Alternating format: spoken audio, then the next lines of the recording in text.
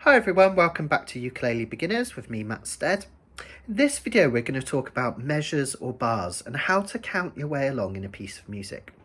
We're also going to have a look at traditional sheet music, how it's written out, and how you can use this as a brilliant resource to play along with hundreds and thousands of songs.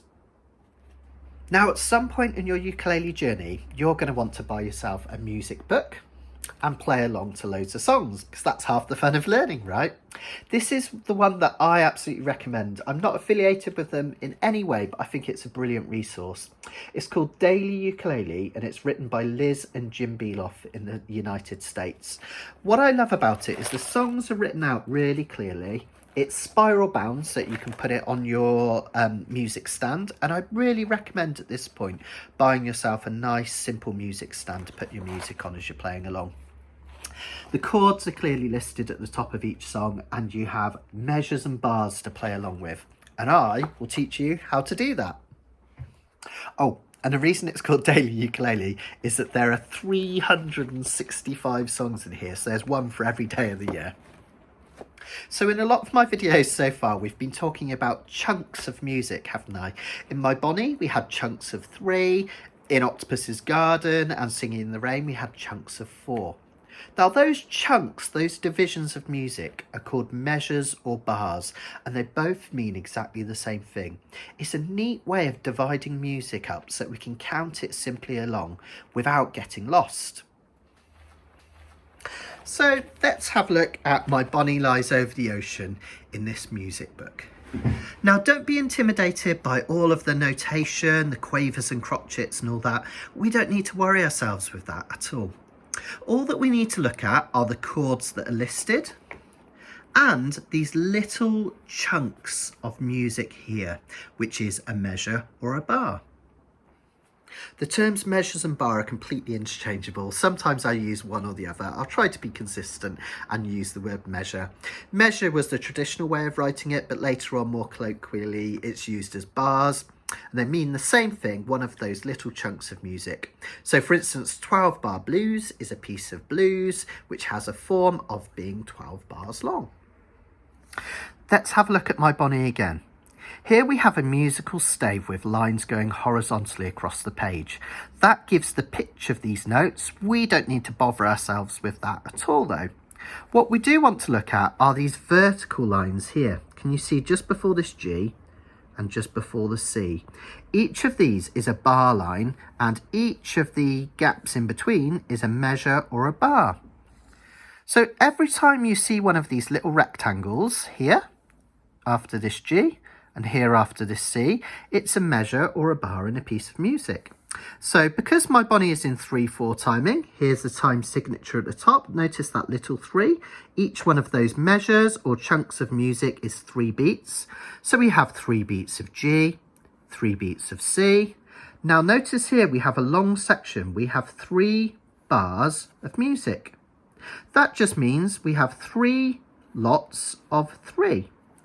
3 Gs here, 3 Gs here, and 3 Gs here. Now it doesn't matter whether those bars are longer, like this one, or smaller, like this one. They're all played for the same length, 3 beats. Doesn't matter. The only reason why some are longer or shorter is just to fit more or less words or notes in. But in terms of our strumming, every time we have here, in our traditional way of strumming, we would strum 3 times here, 3 times here, 3 times here, and then we would change chords to A7. The end of each line is automatically the end of a bar. So at the end of this line, we have the end of this bar, 3 lots of A7, and at the start of the line, you always have a new bar. So this bit here is a bar of D7, another bar of D7, another bar of G. So we've learned that each one of those little chunks, each one of those little rectangles shown on the music is a bar or a measure. And the time signature tells us how many beats to play or how to count along. So all I need to do is look at what chord is listed and then see how many chunks, how many measures it's played for, and count to 3 in this song in each measure. In some pieces of music, the singer will start singing before the accompanist, in this case us on ukulele, starts playing. We saw that in Surfing USA. If everybody had an ocean, there was a pickup measure of if everybody hadn't, and then we started playing. And you can see this at the start of my Bonnie. Notice that the word my has no chord above it. And that quite simply means that we don't strum for that measure. So the singer would sing, my, and we would start strumming, Bonnie lies over the ocean. So quite simply, once you learn to count measures, you can play along with any piece of music. All we need to do is look at what chord is being played at the start. So we have a G written and see how many measures it's there for. So G for one measure in this case. 1, 2, 3. C for one measure. 1, 2, 3. Then we have G for three measures. So we count 3 lots of G. 1, 2, 3. 1, 2, 3. 1, 2, 3. A7 for a measure. 1, 2, 3. And then we change a line, and that means a new measure, D7 for 2 measures. 1, 2, 3, 1, 2, 3. And playing along chords from a piece of music like that is that simple. Just follow the measures, count each one along, and keep counting to 3 in this case, or in common time, 4/4 timing, counting to 4. It really is that simple. Now, some of the observant of you might have noticed that on the 3rd line down of my Bonnie, we have 2 lines after the 2nd measure.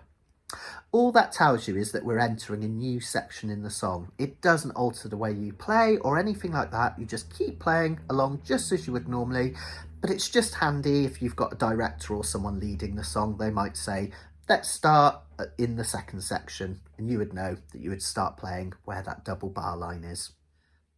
And of course, when we get to the end of the song, we've got a thin line and a thick black line. You can probably guess what that means. There's no more song left to play, so we stop. So let's put it to the test. I'm going to play through the song and you can join in following the sheet music opposite. I'm going to play with really slow down strums only, just to allow you to count those measures along and get a feeling for counting to 3 as those measures tick by.